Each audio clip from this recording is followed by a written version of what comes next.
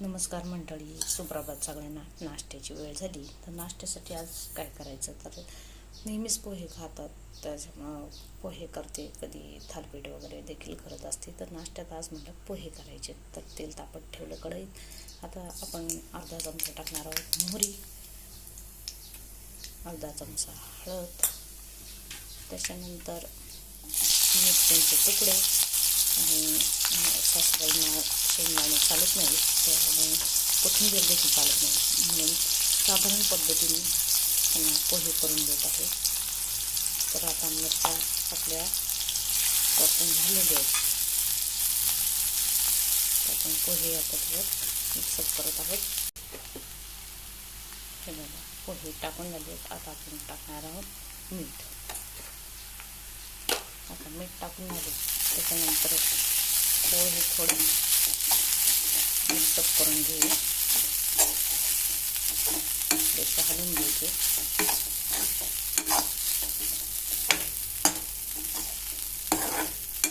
आपल्याला जास्त शेंगदाणा का वापरायचा नाही, कारण त्याने कोलेस्ट्रॉल वाढतं, वेटही वाढतं. ज्यांना रक्ताची कमतरता त्याने गूळ आणि शेंगदाणे नियमित खावे, म्हणजे आरोग्य चांगलं राहतं. पण लिमिटमध्ये खायला पाहिजे. जो काही ढोबळा शेंगदाणा असतो ना, जाड असं मोठा, तर तो शेंगदाणा आपल्या शरीराला खूप घातकी असतो, त्यामुळं खायला छान लागतो, पण त्याचा वापर कमी केला पाहिजे. साधा शेंगदाणा खूप चांगलं असतं. तर आता हे पोहे परतून झाले सासूबाईंसाठी. तर आपण त्याच्यावर 5 मिनिटासाठी झाकण ठेवून.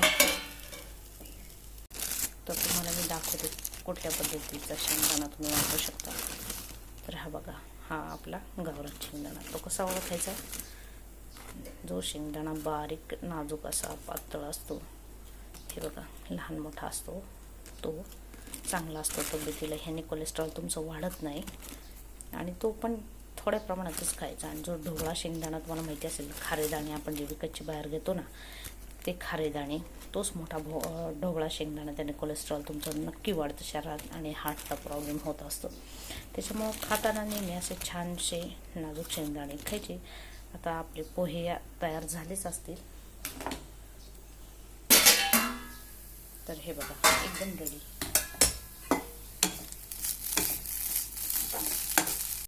तर आपले पोहे आता रेडी झाले आहेत.